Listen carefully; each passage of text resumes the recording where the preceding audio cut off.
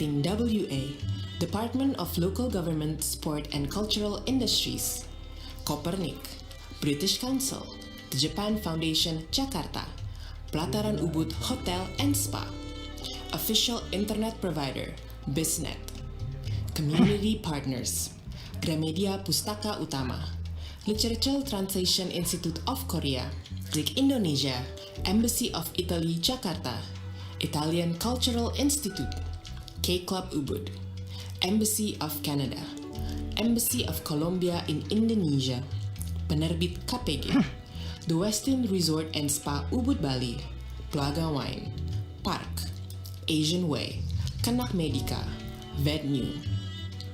Media supporters, detik.com, Idea. Seperti ini ya, hybrid ya Kak.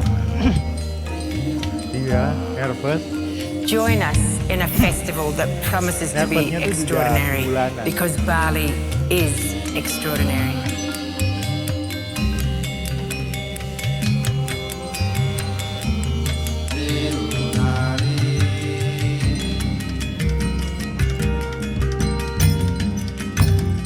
Hitung mundur dari 10.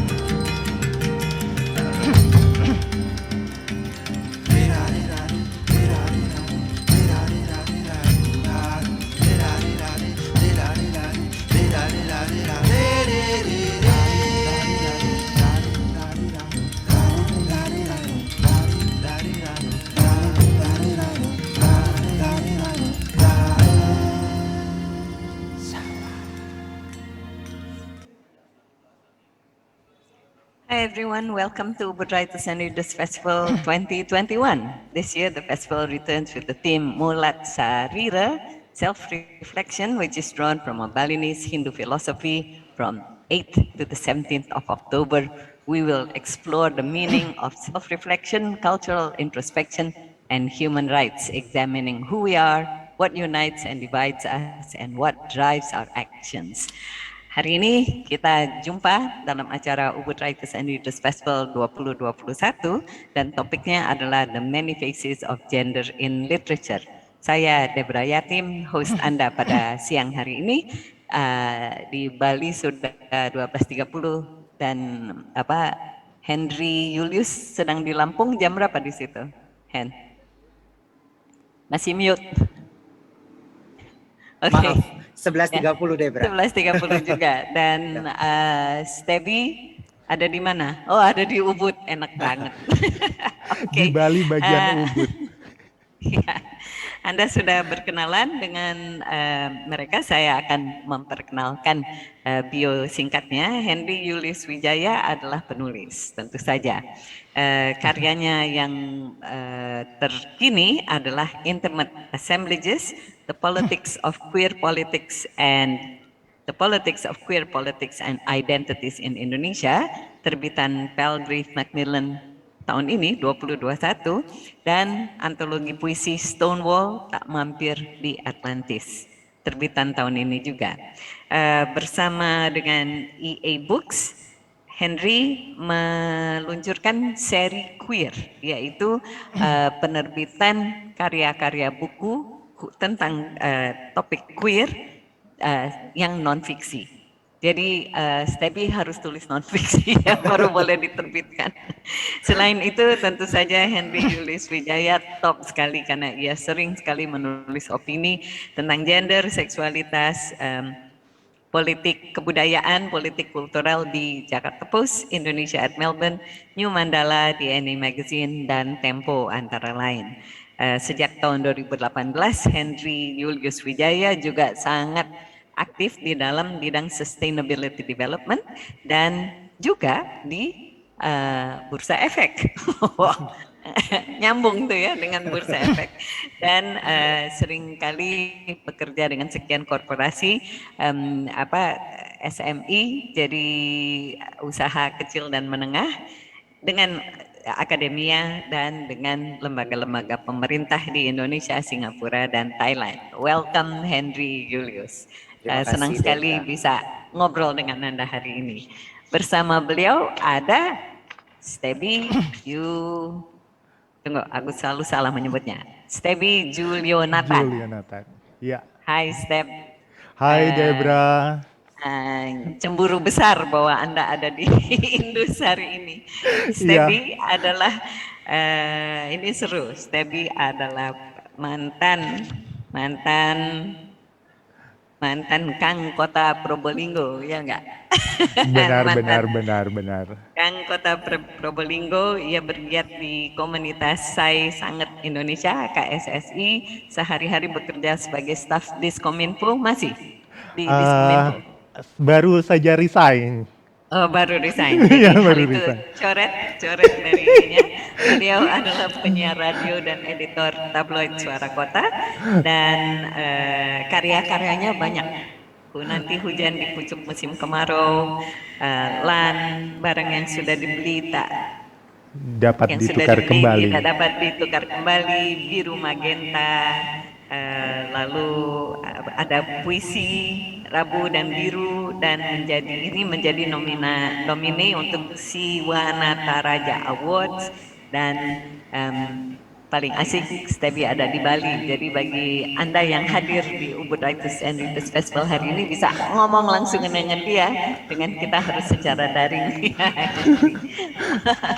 Oke, karena topiknya berat dan gede dan harus ngomong tentang sejarah masa lalu sampai hari ini, kita langsung mulai saja. Ya, Anda berdua saya tanya satu pertanyaan Pak Mungkas. Jadi sebetulnya topik fluiditas cairnya gender di Nusantara itu sudah berapa lama dibahas oleh para penulis? Ini adalah topik baru, apakah sejarahnya panjang di dalam sastra?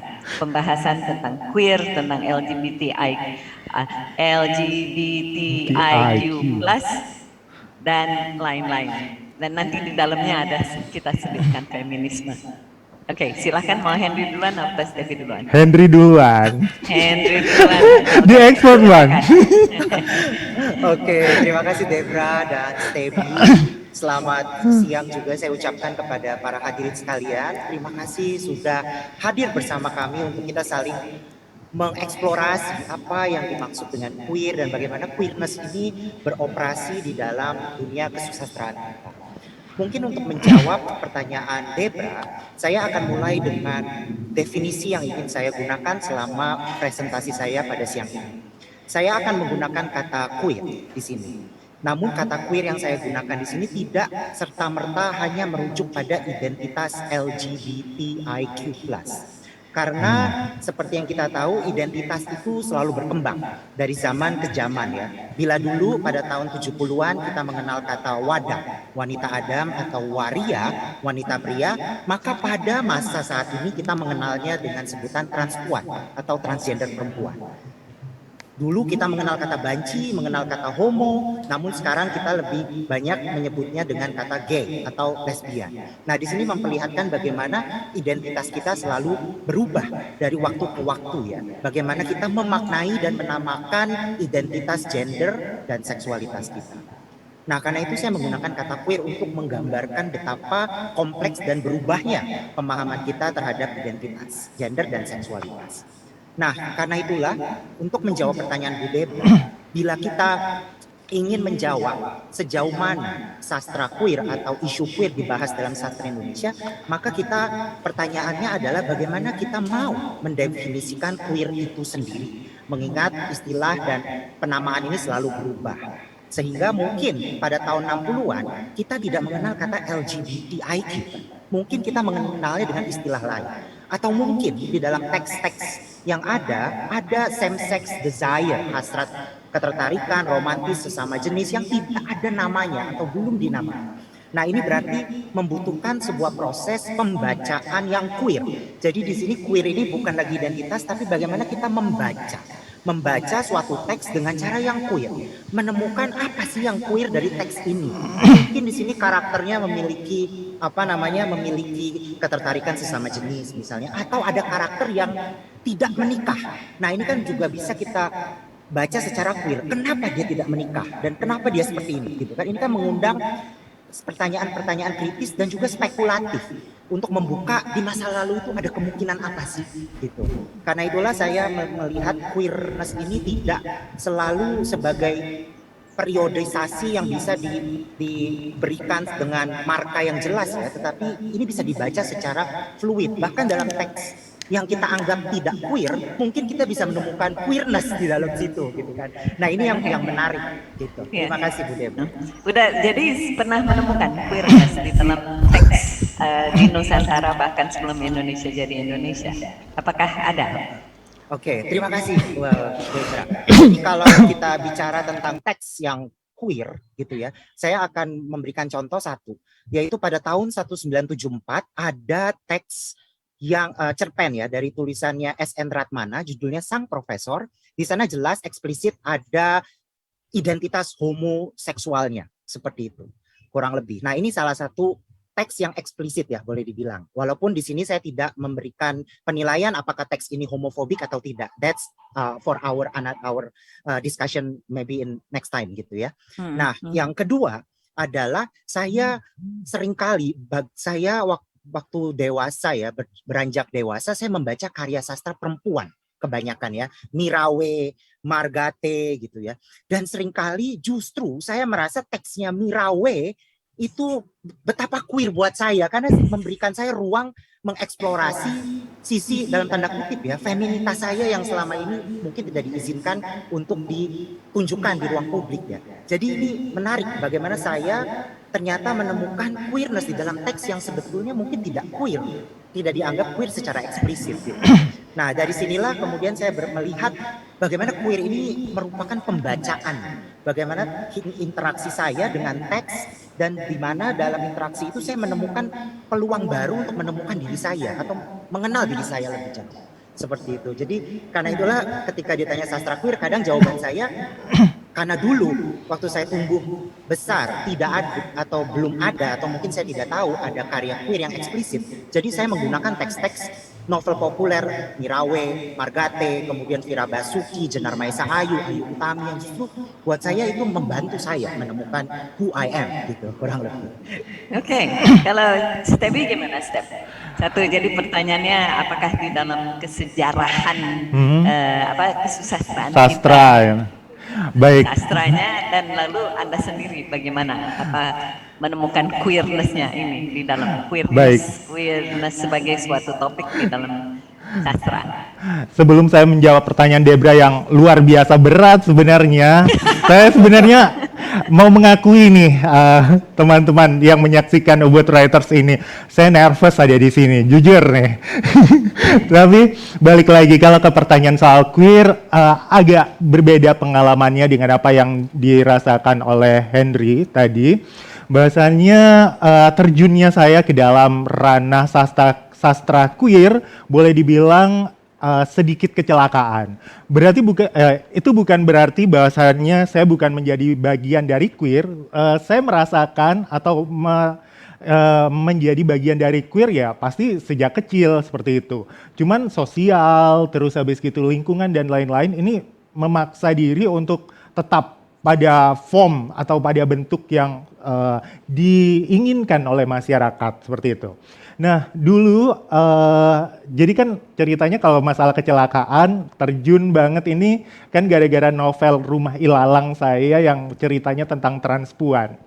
Tapi kalau kembali ke masa lampau, dulu itu ada novel yang saya beli dan baca secara diam-diam, itu Andrea Aksana. Jadi judulnya Lelaki Terindah. Dan bukunya Pak Dede, kalau Pak Dede utama nonton sekarang, itu ada karya non-fiksi dia. Saya sempat lihat itu di perpustakaan, tapi pinjamnya itu sambil sembunyi-sembunyi, memberi suara pada yang bisu. Padahal ada ya di perpustakaan, tapi kalau misalkan itu dibawa ke rumah, meski orang tua saya itu orang tua yang amat sangat demokratis tuh kayaknya masih apa ya istilahnya ragu-ragu gitu lah. Karena memang di sekolah, di lingkungan ketika kecil dan lain sebagainya ini nggak ada. Kan saya hidup di kota kecil, di Probolinggo, tidak memaksa kita untuk tidak bisa menjadi berbeda seperti itu. Sehingga baca bukunya Pak Dede atau baca karya Andrea Aksana dan seperti yang Henry sampaikan tadi, pelan-pelan mungkin kenal itu lewat cerita dari Ayu Utami. Saya amat suka buku Ayu Utami Saman. Dan ya akhirnya itu dia. Wah ternyata khasanah sastra Indonesia sebenarnya ada.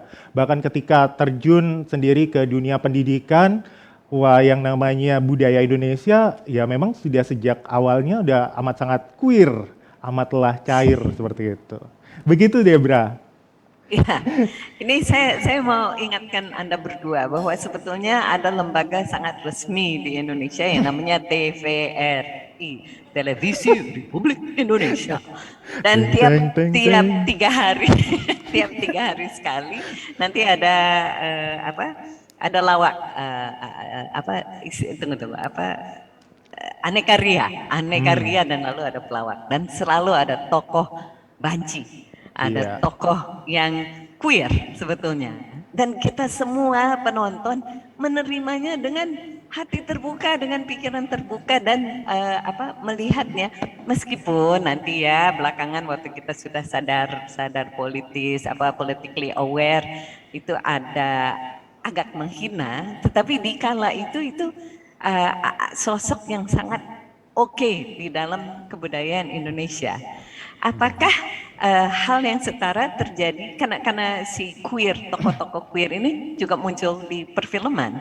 Apakah hal yang setara terjadi di dalam sastra menurut Anda berdua? Jadi kita ngomong nih kurunnya 60-an, 70-an, 80-an. Sebelum lahirnya RCTI pada tahun 90. Belum research. Iya. Kalau aku sendiri jujur nggak mengamati di tahun 60, 70 seperti itu. Jadi karena belum lahir.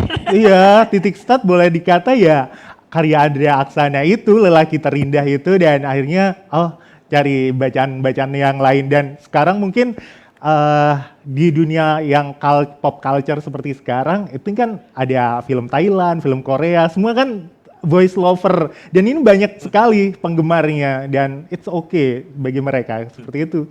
Ya, terima kasih Steby dan Debra. Mungkin saya juga mencoba menjawab dengan resiko saya ketahuan umurnya gitu ya. Apalagi aku. Jadi kalau kita bicara ya Debra dan Steby dan juga para hadirin tentang queerness di tahun 60-an, 70, 80-an, sebenarnya kalau ini kembali pada pertanyaan kita juga ya. Apa definisi dari sastra itu sendiri? Karena selama ini yang kita pandang sebagai sastra seringkali adalah dunia publikasi tradisional ya. Dengan buku yang diterbitkan dalam bentuk buku yang diterbitkan oleh penerbit, didistribusikan kepada halayak luas. Terkadang pemahaman kita akan sastra masih berada dalam kerangka seperti ini ya. Meskipun kita sudah tahu banyak medium yang berkembang. Pada masa ini ada Instagram, ada blog dan seterusnya. Nah, pada masa tahun 80-an, khususnya tahun 82 saat organisasi gay pertama kali berdiri namanya Lambda Indonesia, mereka menerbitkan sebuah zine ya, sebuah newsletter lah, semacam newsletter zine. Di dalam sana itu sebetulnya sudah ada cerpen puisi yang ditulis oleh dalam tanda kutip komunitas gay itu sendiri, meskipun banyak yang anonim juga ya. Nah di sini sebetulnya memperlihatkan ya, di luar dari jalur sastra arus utama yang seringkali kita anggap sebagai dalam bentuk buku, di pinggiran ini banyak loh sastra-sastra, tulisan-tulisan dalam bentuk puisi, lamentation pribadi, cerpen, itu semua lahir dari kelompok akar rumput komunitas gay. Dan ini yang saya rasa harus kita akui ya, bahwa ini harusnya kita mulai akui sebagai bagian ajak dari sastra kita. Kemudian di tahun 2000-an saat kita mulai masuk ke era demokrasi, gerakan LGBT atau gerakan queer, maksud saya mulai berkembang, kita pun melihat ada kelompok lesbian misalnya yang menerbitkan puisi, kumpulan puisi. Bahkan baru-baru ini juga ada sebuah kelompok masyarakat yang membuat namanya cerita trans, khusus untuk transgender. Nah ini kan kita lihat bahwa di pinggiran ini tuh sebetulnya banyak karya-karya yang keluar. Tapi memang pertanyaannya kembali, apakah kita mau mendefinisikan karya-karya ini sebagai bagian karya sastra atau kita mengesampingkan karya-karya ini hanya dianggap sebagai dalam tanda kutip aktivisme. Nah ini kan pertanyaan konseptual dan juga filosofis ya yang bersama-sama mungkin ini tugas kita untuk menjawab. Terima kasih. Ini dalam Ubud Writers and Readers Festival tahun ini pun ada buku puisi Puandemic, saya terlibat di dalamnya, ada beberapa karya transpuan. Jadi silakan dibeli ya. Jadi, namanya Puandemic, puisi di dalam pandemik. Oke, itu sangat menarik. Jadi sebetulnya Lambda itu adalah sumbangsih kepada kesusastraan yang wajib kita amati juga ya, karena ekspresi kesusastraan kan adalah ekspresi masyarakat. Kalau Stepi bagaimana melihatnya? Jadi kita ngomong sekarang nih tahun 80-an dan kemudian tahun 90-an atau dan seterusnya. Anda mau cerita pengalaman sendiri aja. Iya, hal yang dibaca, apa yang diamati, apa yang dilihat, apa yang dirasakan. Jadi kalau berbicara masalah queerness, mungkin apa ya, istilahnya gini, apa yang dialami oleh diri saya sendiri, hal itu amat, kan saya tinggal di kota kecil seperti yang saya sampaikan tadi, Probolinggo, dia itu salah satu kota penyangga untuk kawasan Bromo Tengger Semeru. Nah di kota Probolinggo sendiri mungkin ada misalkan komunitas untuk transpuan dan komunitas untuk transpuan, belum ada gay atau lesbian, tapi transpuan ada, cuman mereka tidak berani untuk oke, ini adalah sebuah komunitas dan namanya seperti apa. Jadi karena memang kultur atau sosial lingkungan yang tidak menghendaki ada sebuah komunitas. Cuman yang lebih dari itu, halangan terutama bagi orang yang terlahir queer, katakanlah secara seksualitas, adalah hambatannya itu diri sendiri sebenarnya. Jadi kayak bagaimana sih diri kita itu memahami diri kita, bagaimana kita berdamai dengan diri kita, atau bagaimana kita mengenali diri kita sendiri. Nah setelah itu baru nanti akhirnya terjun istilahnya karya. Kalau bagi diri saya sendiri kan karya adalah sebuah kegelisahan. Jadi dulu untuk nulis bahwasannya karya-karya yang bentuknya queer, ini kan yang harus dilawan diri sendiri terlebih dahulu, Debra. Jadi ketika kita sudah nyaman dengan diri sendiri, kita udah apa ya istilahnya comfort, oke, this is me, dan ini baru dari kegelisahan itulah lahir sebuah karya. Nah, itu ada ketakutan nggak, Step? Waktu itu coming out saja sulit, apalagi coming out di dalam menulis, berarti ada halayak gede yang boleh membaca bahwa Anda mengakui orientasi seksual. Ada kengerian dan lalu iya benar-benar ada ketakutan, terutama sih sebenarnya pada diri sendiri, karena kan memang tinggal di lingkungan agama yang meski kalau di orang tua amat sangat begitu lentur, karena saya hybrid, papa saya Jawa, mama saya Ambon, papa saya Muslim, mama saya Kristen seperti itu, dan nilai-nilai keagamaan itu amat sangat begitu lentur. Tapi kan di dalam dunia di gereja istilahnya, kita senantiasa dididik jangan jadi homo atau jangan jadi pemburit, bahasanya pemburit itu akan masuk ke dalam neraka seperti itu. Dan hal itu tuh terngiang-ngiang selalu kan ketika kita beranjak remaja dan menunjukkan ketertarikan seksual kita, masuk neraka nggak ya, kayak gitu. Sebenarnya halangan terbesar tuh dari diri sendiri seperti itu. Sebelum nantinya kita lewat proses belajar bahwasannya Tuhan sendiri yang namanya Allah Bapa itu adalah orang yang queer kan, dia lahir tanpa ayah. Maria sendiri juga adalah orang yang queer, dia bisa hamil tanpa adanya suami ya, seperti itu. Jadi dan saya ini hamil di luar nikah ya. Iya, hamil kan di luar nikah. Hamil di luar nikah. Ini adalah sebuah rekonsiliasi bagi diri saya sendiri akhirnya bahwasannya jadi kalau membahas masalah kasih Tuhan, seharusnya kasih Tuhan itu nggak bisa dipikir secara manusiawi. Dia akan senantiasa lebih besar. Jadi ya lebih besar dari kasih itu sendiri. Jadi ya seperti itulah dia Itu saya ingin tanyakan, jadi Anda berdua gamblang menunjukkan minimal pemikiran tentang queerness secara terbuka untuk boleh dibahas oleh siapa saja yang membaca karya-karya Anda. Dan Henry banyak sekali tulisannya, dan Stevie fiksinya banyak, dan juga rajin ngeblog dan kasih komentar tentang topik-topik queer ini. Apakah Anda berdua mengalami penderaan, mengalami perundungan tentang cara berpikir yang tanda kutip tidak diizinkan sebetulnya oleh masyarakat Indonesia yang kian konservatif ini? Mau Henry duluan? Silahkan. Gak apa-apa Bang Henry dulu.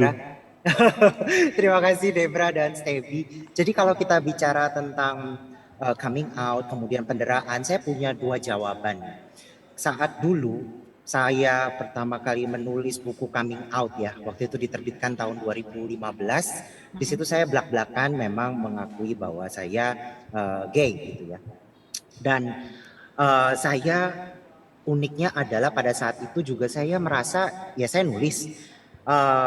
Saya tahu ada resikonya, tetapi sejauh yang saya ingat dari 2015 sampai saat ini, saya tidak mengalami penderaan apapun, gitu ya. Saya menulis banyak di berbagai media, saya tidak pernah mendapatkan kecaman atau tulisan saya minta dicabut, harus dicabut dan seterusnya. Itu saya tidak pernah mengalami itu ya. Namun yang bagi saya tantangan terbesar saya nih adalah bagaimana saya boleh diizinkan menulis topik lain. Karena seringkali dengan coming out, dengan menempatkan diri saya sebagai let's say queer yang terbuka, seringkali ada tuntutan yang mungkin ini hanyalah perasaan saya juga ya, tuntutan bahwa saya harus melahirkan tulisan yang juga berbicara tentang queer. Sementara saya ingin mengeksplor tema-tema lain di luar queer ya, atau queer yang dalam tanda kutip dalam arti yang sempit yaitu LGBT. Di sini akhirnya menjadi jebakan buat saya sebagai penulis atau kreator, di mana saya sebetulnya juga ingin mengeksplor isu-isu lain.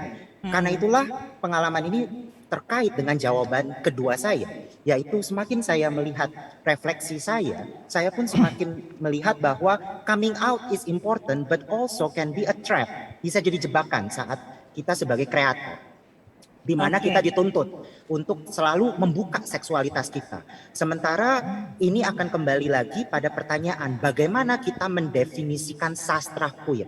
Apakah penulis harus coming out demi karyanya dinilai sebagai queer literature yang autentik, atau kita membaca queer literature dengan cara baca yang queer, jadi melepaskan identitas si penulisnya, karena ini akan menjadi jebakan juga untuk si penulisnya ya, si kreatornya gitu. Nah inilah yang kemudian menjadi pemahaman, menjadi pergulatan batin saya dan pergulatan intelektual saya saat ini.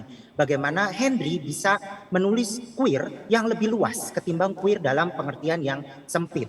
Kemudian ide ini sudah saya coba cetuskan di bulan Desember tahun lalu, di mana kemudian yang sampai sekarang saya masih heran, saya mendapatkan kecaman gitu ya. Ini kecaman pertama kali sampai Instagram saya diringsek, diminta turunkan tulisannya, dan bukan dari kelompok konservatif gitu, tapi dari kelompok yang menurut saya satu ideologi gitu. Sampai sekarang saya masih mencoba mendigest isu fenomena ini ya. Why? Gitu. Karena Anda menulis tentang bursa efek atau karena Anda menulis tentang Korea? Tentang queer. Tentang queer. Oke. Memperluas malah definisi queer. Malah dari kelompok sendiri. Iya, jadi buat saya ini itu dia ya, kecaman yang benar-benar saya terima di luar kelompok konservatif yang tidak pernah saya terima, sampai ada kata-kata kasar akademe titik silakan dilanjutkan sendiri gitu ya. Itu yang buat saya oh my God gitu, it can be so sexist gitu ya, bahkan dari kelompok sendiri gitu. Nah ini yang buat saya it's something that I've been grappling with sampai saat ini. Terima kasih. Oke, terima kasih untuk sharing itu. Kalau Stevie gimana, Step? Kalau saya Debra, syukurlah warga masyarakat di tempat saya tinggal tuh nggak suka membaca. Jadi meskipun rumah ilalang itu apa ya istilahnya diapresiasi jadi makalah mahasiswa, terus habis gitu di Jogja sampai saya didatangi Ibu Sinta Rini, terima kasih banyak sudah hadir secara langsung, Ketua Ponpes Transpuan di Jogja dalam bedah buku Rumah Ilalang di sana. Cuman masyarakat di kota saya tuh ya adem ayem gitu saja. Sempat sebenarnya ada apa ya namanya kekhawatiran karena misalkan di sana saya membenturkan antara religiusitas dengan seksualitas. Ada kekhawatiran itu tapi kurang seberapa terjadi karena lebih hangat isu politik antara Jokowi dan Prabowo waktu itu. Seperti itu. Terus apa namanya? Ya seperti itulah. Masyarakat lebih suka TikTok, jadi mungkin kalau buku itu nanti jadi TikTok dan viral, baru itu ada opresi gitu kan. Tapi ada, kalau bercerita masalah opresi tentang seksualitas, saya sedikit, di tahun 2019 saya masih ingat tanggalnya, tapi saya nggak usah sebut tanggalnya, tapi ini terjadi di tahun 2019, ketika komunitas saya itu ingin mengadakan diskusi film, Kucumbu Tubuh Indahku.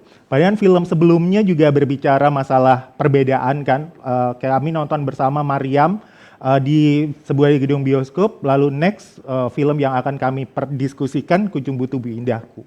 Disitulah mendapat opresi bahkan dari orang nomor 1 yang ada di kota, ya diteleponlah di bioskop itu dan mengatakan bahasanya nanti kalau terjadi apa-apa kami tidak akan bertanggung jawab terhadap bioskop ini, karena film tersebut itu akan membuat orang menjadi gay, seperti itu. Ya, sejak kapan gitu sebuah karya akan membuat Anda menjadi gay? Gitu. Ya itulah Debra yang terjadi. Oke, ini satu sedikit tentang Kucumbu Tubuh Indahku, itu lembaga sensor mengizinkan. Dan lalu itu para wali kota yang melarang atau para bioskop yang menurunkan film itu sebetulnya melanggar hukum. Jadi kita semua boleh menuntut mereka diadili dan kemudian masuk penjara karena mereka melanggar hukum Republik Indonesia yang mengizinkan sebuah film tentang gayness, tentang queerness ini. Tapi yang apa namanya? Tapi lucunya setelah silakan. dia masuk shortlist itu kan Indonesia shortlist Oscar dan terbuka semua bioskop, bahkan di kota saya sendiri orang-orang berbondong-bondong untuk nonton. Hello, where are you come from? Kayak gitu kan akhirnya. tapi tadi Stevie dan sedikit tadi Henry buka sebuah peluang sebetulnya di pikiran saya bahwa kita sebagai masyarakat yang kurang menyukai membaca, kita kurang suka keterbacaan literasi kita agak rendah posisinya. Katanya ada sebuah angka yang mengatakan bahwa orang Indonesia seumur hidup baca 1,5 buku bandingkan dengan orang Finlandia yang baca 127 judul per tahun. Kita seumur hidup 70 tahun kita baca 1,5 buku. Nah, di dalam itu apakah terkuak sebuah peluang untuk para penulis topik-topik marginal bisa masuk dan mengekspresikan diri secara luas dengan tak terbatas. Bagaimana menurut Henry? Oke, terima kasih Debra untuk pertanyaannya. Jadi kembali, ketika kita bicara dunia perbukuan, kita harus menghadapi fakta bahwa dunia perbukuan adalah sebuah industri. Di sini sebagai sebuah industri banyak sekali pemainnya. Dan juga banyak sekali politiknya, ini juga harus diakui. Sehingga pertanyaannya sekarang adalah sebetulnya untuk menerbitkan karya-karya bertema queer, kita melemparkan pertanyaan itu kembali kepada para penerbit. Ya, kalau kita mau mengikuti cara berpikir tadi sastra sebagai publikasi buku, ya dalam bentuk buku. Yang pertama adalah sejauh mana queerness diizinkan untuk ditulis, diekspresikan, dan kemudian bisa diterbitkan oleh penerbit. Karena kalau kita bisa menjawab pertanyaan ini, berarti kita tahu rambu-rambu apa yang dipegang oleh penerbit. Ataukah ada rambu-rambu lain gitu ya di luar ini yang bisa kita lakukan. Karena sejauh ini, dengan adanya kepanikan anti-LGBT beberapa tahun yang lalu, tentu saja penerbit arus utama pun menjadi semakin berhati-hati untuk menerbitkan naskah. Apalagi kalau temanya eksplisit tentang queer dalam artian LGBT misalnya. Nah ini berarti yang pertama, pertanyaan yang sebetulnya pertanyaan reflektif untuk kita semua dan juga kawan-kawan penerbit terutama arus utama. Kemudian pertanyaan kedua adalah, kita tahu yang namanya penerbit, sebuah perusahaan atau organisasi bukanlah isinya hanya 1-2 orang. Tetapi di dalamnya banyak aktor yang bermain, mulai dari pemimpin redaksi, editor yang memilih suatu naskah baik atau harus diterbitkan atau tidak diterbitkan, misalnya marketing, distribusi, dan seterusnya. Ketika kita melihat ini sebagai sebuah ekosistem, maka kita pun akan bisa melihat kontestasi di dalam penerbit itu sendiri terkait naskah apa yang harus diterbitkan dan tidak, atau naskah mana yang harusnya tidak diterbitkan. Dalam pengalaman saya harus akui editor saya adalah orang-orang yang berani. Mereka memperjuangkan naskah saya di dalam redaksinya sehingga akhirnya naskah itu bisa terbit. Sehingga di sini bagi saya, ketika kita bicara tentang dunia perbukuan, kita tidak bisa melupakan peran editor di dalam dunia penerbitan itu sendiri. Karena mereka inilah yang sebetulnya menjadi allies, sekutu kita untuk bisa nge-push naskah kita bisa keluar atau tidak bisa keluar. Nah, disinilah, jadi saya melihat akhirnya industri penerbitan ini bukanlah sekedar industri yang monolitik, tapi di ini tuh banyak aktornya, di dalam organisasi tersebut ada politiknya juga, dan organisasi sebagai penerbit itu tidak bisa lepas juga dari konteks sosial dan budaya yang lebih luas. Misalnya tadi gara-gara kericuhan anti LGBT beberapa tahun yang lalu, maka tidak heran kalau kita lihat penerbit mainstream agak takut, ragu-ragu menerbitkan naskah-naskah bertema LGBT ya, karena ya itu tadi konteks sosial politiknya memang sedang panas gitu ya. Tetapi di satu sisi pun tetap ada peluang ketika editor-editornya ini menjadi champion di dalam industri penerbitan itu sendiri untuk menjadi sekutu komunitas LGBT atau queer misalnya. Kemudian yang terakhir mungkin akan pendek sekali adalah kita mulai melihat bagaimana penerbit-penerbit independen yang seringkali disebut sebagai penerbit dalam tanda kutip kecil, sebenarnya justru memberi peluang yang besar untuk karya-karya queer diterbitkan. Karena simply mereka lebih independen, mereka lebih fluid dalam operasionalnya juga, dan sejauh ini saya banyak melihat karya-karya queer yang baru-baru ini ya, yang keluar tuh dari penerbit-penerbit dalam tanda kutip non arus utama seperti itu. Nah, ini juga kita bisa lihat kan bahwa betapa kompleksnya industri penerbitan kita ini. Terima kasih. Itu tahun 2016 bisa cerita sedikit apa sih yang terjadi di Indonesia? Huru hara itu persisnya berpangkal pada apa dan kemudian implikasi kepada kita semua. Oke, mungkin in two sentences. Huru hara. 2016 merupakan tahun yang paling signifikan ya, salah satu tahun yang paling signifikan untuk isu gender dan seksualitas, dikarenakan Harian Republika menerbitkan sebuah headline LGBT ancaman moral serius bangsa waktu itu, yang kemudian itu diikuti dengan narasi-narasi kebencian dari pejabat publik dan juga tokoh-tokoh masyarakat lainnya, sehingga waktu itu selama 2016 kita melihat isu LGBT tiba-tiba mencuat ke ruang publik dan menjadi panas. Ya, 2 kalimat atau 3 kalimat itu. Terima kasih. Sekarang Stevie, dalam konteks seperti itu ya, jadi seseorang itu kan saya adalah hasil dari kumpulan segala yang saya baca, yang saya tonton, yang saya dengar, yang saya alami, percakapan dengan orang, jadilah Debra Yatim gitu. Apakah betul tudingan bahwa anak ini enggak gay, tahu-tahu dia baca gay literature dia menjadi gay? Tudingan itu ada dasarnya enggak? Itu satu. Yang kedua adalah industri buku. Kadang-kadang mungkin kita lihat, mungkin ini saya hanya nebak-nebak, tidak mau menerbitkan literatur konten queer karena ceruk pasarnya sempit sekali. Nah, itu 2 pertanyaan itu. Apakah yang kedua tadi benar? Lalu yang pertama, apakah benar bahwa apa yang kita baca bisa mempengaruhi orientasi seksual kita? Tadinya belum terbentuk, tiba-tiba terbentuk, dan itu yang paling ditakuti oleh nyokap bokap orang kita. Orang tua kan? Gitu ya.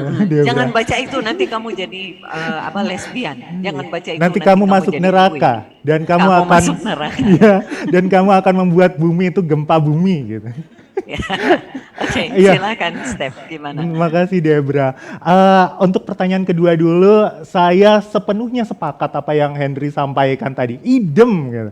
Bahwasanya Ya itu tadi, kalau berbicara masalah penerbit, kita nggak bisa berbicara masalah diri sendiri, diri kita hanya sebagai penulis, tapi penerbit adalah sebuah industri dan di dalam ya, dalam dunia industri perlu ada nilai ekonomi di sana, ada keuntungan di sana, dan seorang penulis berkolaborasi dengan yang lainnya menciptakan penghidupan di dalamnya, seperti itu. Saya sepakat dengan apa yang disampaikan Henry, dan termasuk juga ketika Henry berbicara masalah penerbit-penerbit indie memberikan peluang yang lebih. Jadi saya terima kasih banyak untuk Mas Reza yang menerima naskah saya Rumah Ilalang dan akhirnya sekarang juga menerima karya Sekong seperti itu.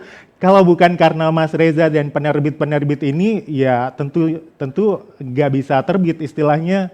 Siapa yang mau menerbitkan karya seperti itu untuk saya.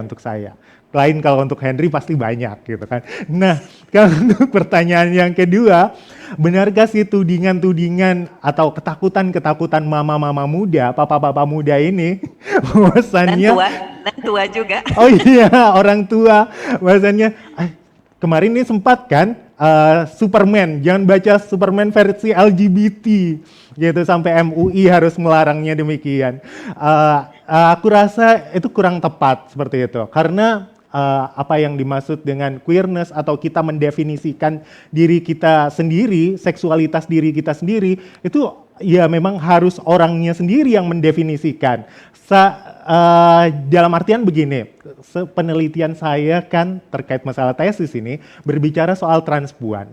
Nah, dari banyak berbicara dengan para transpuan, saya kan berbicaranya semacam orang yang bias gender.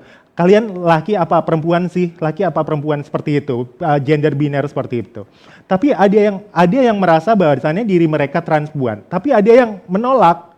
Aku bukan. Ada yang merasa diri mereka perempuan dengan penampilan mereka yang berubah dari lelaki ke perempuan. Tapi ada juga mereka yang aku bukan perempuan, aku bukan laki-laki. Jadi tidak bisa di kotak-kotakkan seperti itu. Ya memang identifikasinya harus kembali kepada diri kita sendiri atau diri transpuan itu sendiri. Kembali ke pertanyaan Debra, ya kalau si anak nantinya merasa bahasanya hello, hi mom, I'm queer, I'm gay, I'm lesbian right now. Ya itu adalah bagian dari varietas, bukan variasi, keanekaragaman seksual yang ada, yang Tuhan sudah create buat kita semua manusia ini. Seperti itu Debra. Karena sebetulnya kan di dalam diskursus global saat ini tentang LGBTIQ+ literature itu kan sebetulnya dia kehadirannya memberi edukasi kepada para audience yang tidak identify dengan kelompok ini, tetapi juga memberi validasi kepada mereka yang beridentifikasi dengan queerness ini, sehingga sebetulnya dia ceruk pasarnya luas sekali kan, membuka wawasan kepada yang tidak tahu. Sama seperti misalnya saya tiba-tiba melihat teori Pascal tentang apa sih Pascal, tentang fisika, saya tidak tahu. Saya baca bukunya, saya jadi tahu. Padahal saya tidak akan pernah jadi fisikawan. Tapi kalau saya adalah anak yang gemar sekali dengan hal-hal fisika, saya baca itu, saya jadi tahu. Oh, ini jalur saya. Itu kan tugasnya kepustakaan, tugasnya kesusastraan itu, bukan? Iya, Debra, saya percaya dengan hal itu. Jadi ini pengalaman beneran. Ada salah satu rekan saya namanya Ica. Dulu kami belum berkenalan secara langsung ya. Tapi dia berbicara, dia menyadari ketika dia selesai membaca Rumah Ilalang, Mas, aku jadi bisa relate ini. Kenapa misalkan transpuan berpikirnya seperti ini. Tapi dia memang masih ada benteng. Tapi kalau itu terjadi pada anak-anak saya gitu, saya bisa menerima kalau orang lain itu menjadi transpuan atau menjadi gay atau menjadi lesbian. Tapi kalau itu terjadi pada keluarga, itu yang kurang atau belum bisa menerima. Tapi nggak apa-apa, yang namanya usaha atau yang namanya kita meluaskan pemahaman masyarakat kan nggak bisa seperti atau tidak bisa semudah membalikkan telapak tangan. Effort kecil seperti itu ya harus dihargai dan diapresiasi. Seperti itu. Dan kita minta tolong Republika untuk ikut di dalam perongan itu. Tadi Henry udah ngangguk-ngangguk, silakan. Mau komentar apa? Iya, terima kasih Debra. Mungkin kalau bagi saya pribadi ya, dan juga mengamati perkembangan buku ya, terutama yang bertema queer atau LGBT saat ini secara lanskap global ya, saya ngambil gambarnya secara luas. Kita melihat bahwa buku-buku ini juga menyediakan ruang spekulatif. Saya menyebutnya ruang spekulatif untuk membuka di masa depan itu akan ada apa. Misalnya seperti itu. Contohnya saya ambil satu buku Young Adult yang baru saya baca, Tobias Maiden, penulis Australia, judulnya Anything But Fine. Dalam buku itu dia tidak bercerita tentang konflik seksual si tokoh. Tapi dia bercerita si tokoh ini gay, jatuh cinta sama kapten sekolahnya, ayahnya menerima, dan konfliknya lebih terkait dengan perasaan cintanya dan mimpi dia yang hancur karena dia mau jadi pebalet yang kemudian gagal. Jadi sudah tidak lagi ngomong konflik seksual, gitu ya, konflik diri. Dan buat saya ini menarik. Belum lagi saya mendapat kabar dari seorang teman yang bekerja di toko buku bahwa novel-novel young adult seperti ini itu ternyata banyak diminati oleh gay-gay tuwek gitu ya, seperti saya gitu kan. Karena itu seolah-olah kan berarti spekulatif, membuka peluang seandainya saya dulu misalkan tidak mengalami konflik, mungkin seperti ini loh hidup saya misalnya, tidak. Jadi ini buat saya menarik, membuka spekulasi ya, kemungkinan baru di masa depan seperti apa. Apalagi kita juga sekarang melihat identitas gender dan seksualitas itu kan tidak cuma LGBTIQ+, tapi plusnya ini kan bisa macam-macam. Sehingga kita harus mengantisipasi dan siap bahwa yang namanya identitas gender, praktik seksual itu akan berubah terus nih. Apalagi sekarang udah ada teknologi dan seterusnya. Sehingga itulah yang kita bisa tarik ya dari dunia kepustakaan kita. Bagaimana dunia kepustakaan kita ini berperan sebagai membuka ruang spekulasi, kemungkinan-kemungkinan baru. Dan penulis dengan kekuatan imajinasinya bisa membuka peluang-peluang baru tersebut. Oleh karena itulah, ini satu kalimat lagi, oleh karena itulah ketika saya bicara tentang LGBT, queer dalam konteks Indonesia, saat ini saya sudah mencoba untuk, sejarah penting, but that's not everything. Lebih baik sekarang kita maju, kita pikirkan yang ke depan ini apa yang memungkinkan, yang bisa kita ciptakan gitu ya. Karena seringkali politik kita terjebak pada politik masa lalu. Ya dulu udah ada LGBT, that's fine. But now what we are going to do next? Saya rasa inilah pertanyaan politiknya ya. Pertanyaan politik dan juga pertanyaan yang imajinatif, spekulatif yang bisa kita buka. Tentu saja pertanyaan seperti ini kalau kita lihat di sastra kulit hitam itu sudah dieksplor ya dalam sebuah genre yang disebut Afrofuturism, distopian dan seterusnya. Dan buat saya ini penting ya juga buat kita mengimajinasikan masa depan kita seperti apa. Terima kasih. Jadi Mira Wei waktu nulis novelnya tahun 72, dia nggak nyangka loh akan lahir pemikiran Henry Julius seperti ini. Jadi saya kira kita buka, Mas Fauzi, kita buka kesempatan bagi hadirin dan hadirat yang ada di Indus maupun yang ada di Zoom ini untuk ikutan di dalam konversasi ini. Silahkan. Wah, chatnya ada 4. Belum ada pertanyaan, silahkan loh. Kita bertiga dari tadi ngoceh sendirian, coba tahu ada yang mau ikutan. Tapi jadi balik lagi, saya punya pengalaman yang agak mirip waktu baca karya Margate ya, yang si anak itu pindah ke Tionghoa.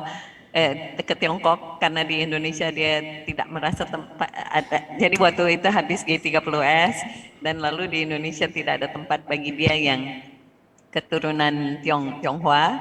Jadi dia harus pindah lagi balik ke mainland China. Dan di situ saya tuh waktu bacanya orang ini gay waktu saya bacanya.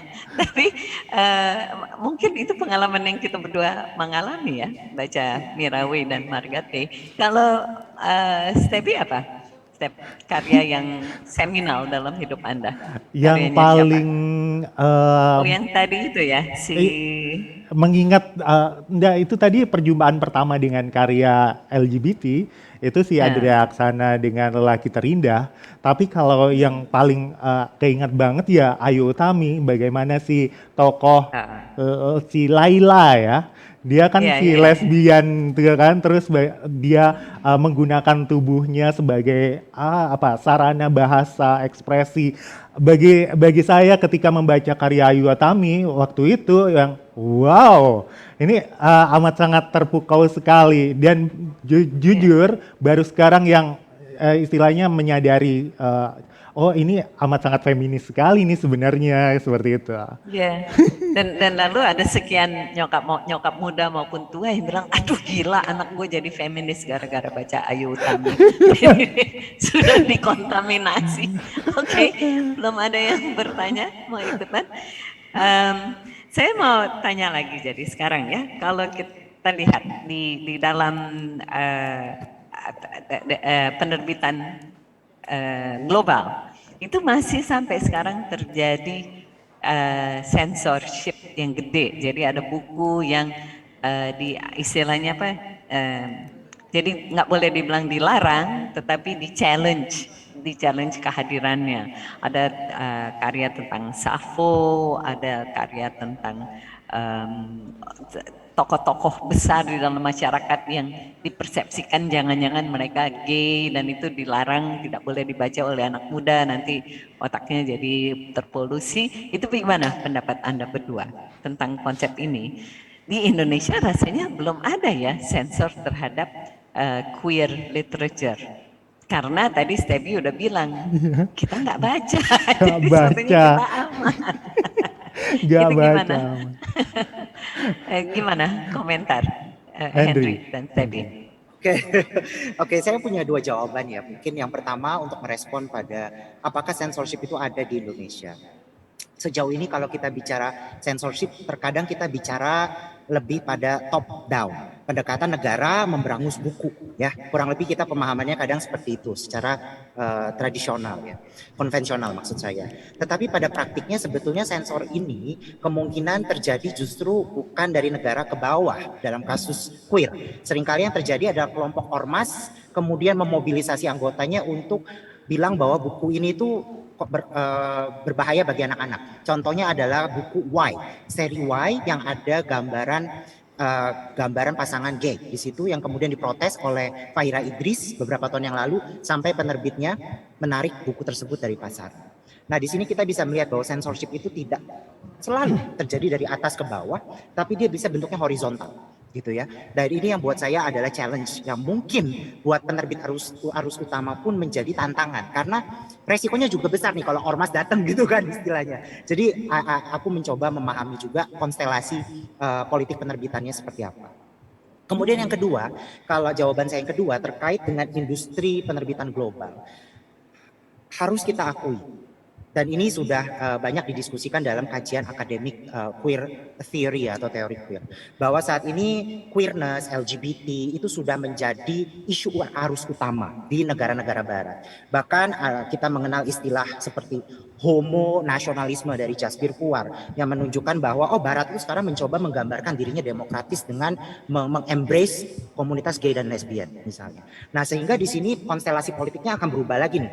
Di barat justru isu LGBT ini seolah-olah menjadi nilai utama demokrasi, pencerahan dan seterusnya yang dibandingkan dengan negara global south yang dianggap dalam tanda kutip backward, homofobik, tidak bisa menerima dan seterusnya. Sehingga ini menjadi konstruk baru ya, konstruk pemahaman postkolonial kita nih yang baru nih saat ini yang ada di dunia global. Sehingga kalau saya melihat dunia penerbitan dari sini di barat justru bagi saya mungkin isu LGBT ini menjadi satu selling point baru gitu buat mereka because this is isu yang naik daun, banyak peminatnya, pasarnya jelas-jelas ada gitu ya. Kita nggak usah jauh-jauh deh, kita lihat serial TV yang ada karakter gaynya, lesbiannya, transnya sekarang kan jadi banyak. Apalagi yang namanya sekarang dunia penerbitan pun mencari naskah-naskah trans kan sekarang. Habis gay, lesbian, trans gitu sekarang. Jadi ini tuh akan ya kita sudah masuk di dalam industri kapitalisme penerbitan ya, dan we need to admit that gitu. We need to admit that.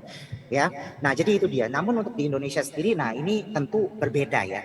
Kalau tadi ya kita lihat yang di barat, atau saya tadi mungkin ngomongnya konteks Amerika ya. Mungkin seperti itu. Nah, mungkin yang di Indonesia ya kita masih berjibaku dengan yaitu tadi, dengan bagaimana kita bisa menerbitkan karya kita sendiri gitu kan, dengan penerbit misalnya. Iya. Oke, gimana Step? Ya, kalau yang tadi bukan Laila tapi Sakuntala. Oh iya. Yang soal tokoh Hayu. Kalau saya mungkin berbicara soal lebih ke kecil lagi, saya tarik kan Henry tadi dari Amerika ke konteks Indonesia, saya tarik ke konteks kota Probolinggo. Jadi sebenarnya kalau censorship itu sendiri, benar apa yang disampaikan Henry, ketakutan penerbit atau ketakutan penulis tuh bukan sama aturan atau undang-undang, tapi sama ormas seperti itu. Dan itu tadi mama-mama muda atau papa-papa muda yang karena seperti ini, Debra. Jadi memang sempat ada suatu kejadian, kayak misalkan kan biasa ya guru-guru itu dimintain oleh perpustakaan untuk mengusulkan judul-judul buku yang ingin mereka perpustakaan beli seperti itu. Nah, salah satu guru mengusulkan novel itu tadi, ya mungkin karena dia ingin tahu atau mungkin dia queer tapi dia masih menutup dirinya queer, lelaki terindah itu tadi, cuman oleh perpustakaan, oleh petugas perpustakaan yang membelinya, jadi kayak disensor, jangan buku ini ceritanya soal apa sih, kayak gitu. Jadi jangan dibeli. Lagian kenapa sih kok beli buku ini, sudah lama juga, seperti itu.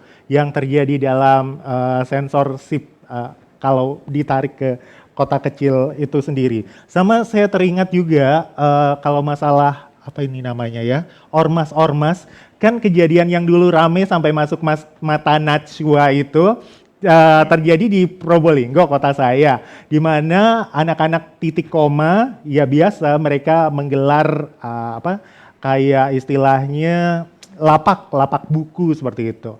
Beberapa buku diantaranya adalah buku merah yang mungkin oleh petugas, oknum petugas waktu itu ditengarai mengandung muatan komunis ya, karena buku-buku Marx seperti itu. Cuman karena mereka tidak membaca, ya udah langsung cabut aja seperti itu dan akhirnya jadi ramai. Ya seperti itulah yang terjadi di negara kita, khususnya di kota saya. Jadi kalau censorshipnya itu nggak dari atas ke bawah, tapi dari orang-orang di sekitar, termasuk itu dari oknum dan komunitas. Iya. Jadi vertikal, horizontal. Iya. Horizontal. Saya teringat habis tsunami ada sebuah lembaga yang bikin perpustakaan, bukunya sumbangan dari mana-mana, akhirnya para ustadz datang menuntut perpustakaan itu ditutup. Karena apa? Ada kandungan pornografi. Ketika dicek itu adalah buku kedokteran namanya Grey's Anatomy. Karena ada vagina sama penis digambarkan, maka itu kan gila kalau kita lihat. Nah sekarang kata-kata penutup deh, karena ini agak kita waktunya masih cukup 5 menit, jadi boleh 2-3 menit, silakan. Apakah Anda melihat ada masa depan untuk penulis-penulis seperti Anda saat ini kan sebetulnya sudah mainstream tetapi masih topik yang marginal, kita sebut marginal, tapi seperti tadi terus-menerus ditekankan sebetulnya ini adalah topik yang diminati, ada ceruk pasarnya, ada penerbit yang mau menerbitkan meskipun yang kecil, tapi siapa tahu penerbit gede sekarang mau ikut main di dalam arus ini karena sudah jadi arus utama. Bagaimana menurut Henry dan Stebby masa depan bagi topik yang fluid, yang cair tentang seksualitas, tentang hal-hal pinggiran, dan juga saya mau menekankan dari seorang dosen saya yang mengingatkan di Indonesia, di Sulawesi Selatan kita akui ada 5 gender, tidak 1, tidak 2, tapi ada 5 di dalam kebudayaan bisu dan lain-lain itu. Nah, silahkan. Mau Henry duluan atau Stebby duluan? Biar bagus saya dulu. Henry kan masternya biar jadi gong. Ya, silakan. Jadi kalau berbicara masalah depan, apakah topik-topik atau isu-isu LGBT ini bisa senantiasa ada dalam sastra Indonesia, saya terus terang optimis bisa, karena kan dengan pemikiran kita yang sedemikian bergerak atau banyaknya mungkin juga para akademisi, banyaknya juga orang termasuk acara ini, Obot Writers yang memberi kita kesempatan gitu ya, untuk berbicara dari sudut terkecil, sudut paling rendah, sudut paling ya nggak dilihat seperti itu, untuk bisa share to the world bahwasannya ada loh hal-hal yang harus menjadi concern kita juga seperti itu. Nah, tapi jujur kalau sebagai seorang penulis, saya kembali pada apa yang disampaikan oleh Henry di awal. Kita sebagai penulis, khususnya penulis tema-tema queer, ingin kadang-kadang keluar dari tema-tema seperti itu. Jadi ya sebagai penulis, harapannya sih kita bisa berkembang juga, tidak hanya menulis tema-tema yang queer, kita bisa juga lompat ke sana sini untuk bisa menggarap berbagai tema. Tapi kalau untuk masa depan industri perbukuan atau katakanlah keterbukaan pikiran warga masyarakat Indonesia secara umum, saya optimis bahasanya hal itu ada. Kan ada Henry Julius juga. Henry Julius yang tulis tentang bagaimana belajar bahasa Korea dalam 1 minggu dan juga tentang bursa efek. Silakan Terima kasih. Henry Julius. Terima kasih Bu Debra dan juga Stebi. Ini adalah kesempatan yang bagi saya berharga sekali bagi kita semua ya, untuk melihat masa depan queer itu dalam sastra kita seperti apa.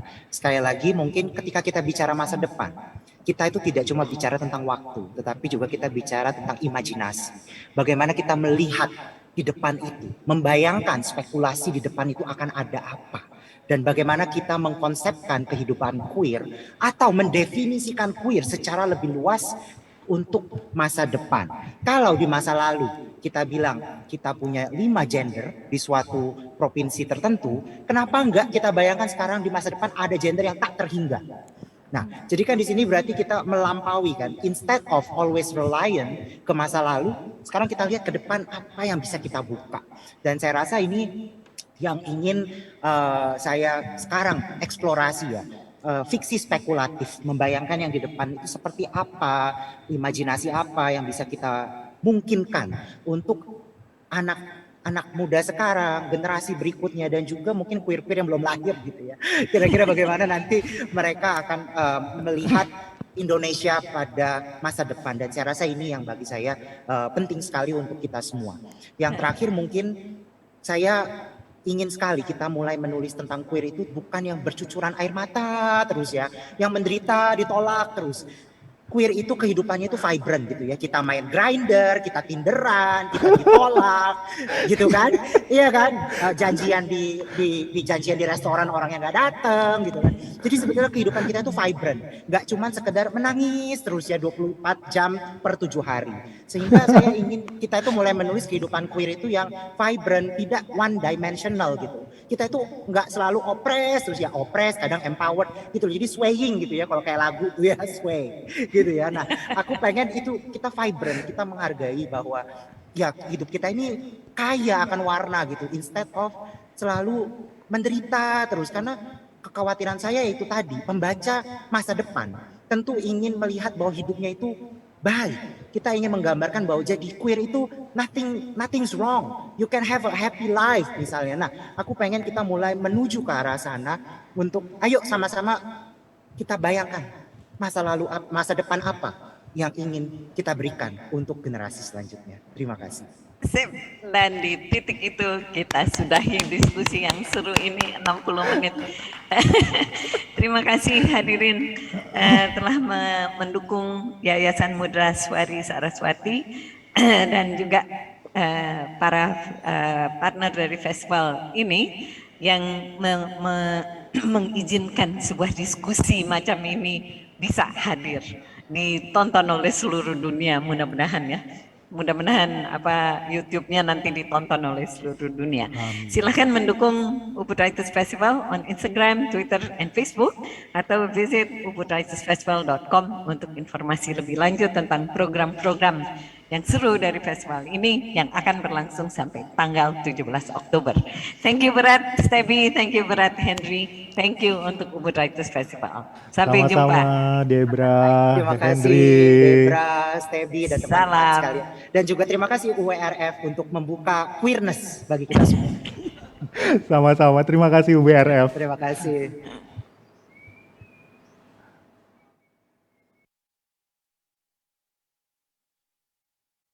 Please let us know through the audience survey.